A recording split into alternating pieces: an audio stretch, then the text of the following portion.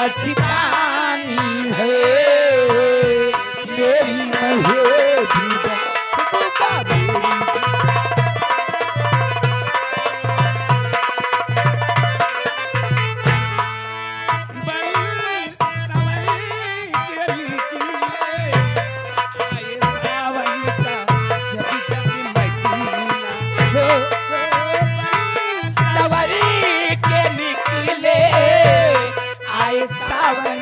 जब जब महीना कोई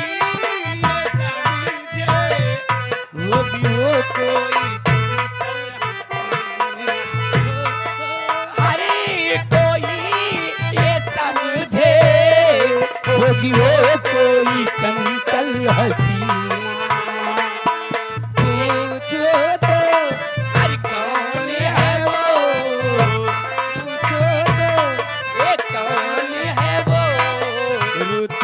सुहानी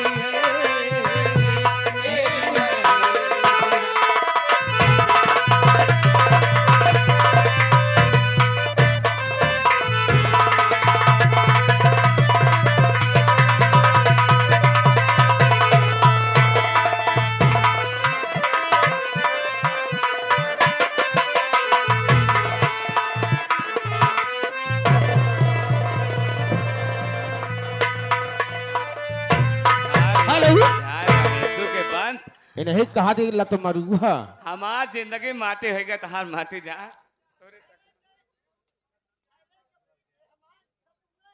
हाँ बुआ तो है माई यहीं तो ये आ गए श्रीमान मान्यवर सर्व सम्मानित आदरणीय राजेश ठेकेदार वही छाया हुआ नाम बार बार लगातार नोटों की बौछार करते हुए राजेश ठेकेदार ग्राम सभा उमरी ये बड़े भैया जी की तरफ से 20 रुपया एक बार दिए 20 रुपया एक बार यानी 40 रुपया इनाम दे रहे हैं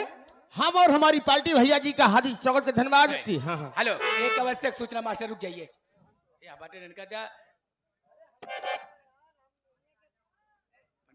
हम रंडी के भड़ुआ है लगता अरे रुक जा हम कहते हम रंडी के भड़ुआ ही एक कहता है कि हम इनके भड़ुआ बड़ी दूर से सज्जर राखो मेल शोर गुल सब बंद करो प्रेम से देखिए खेल।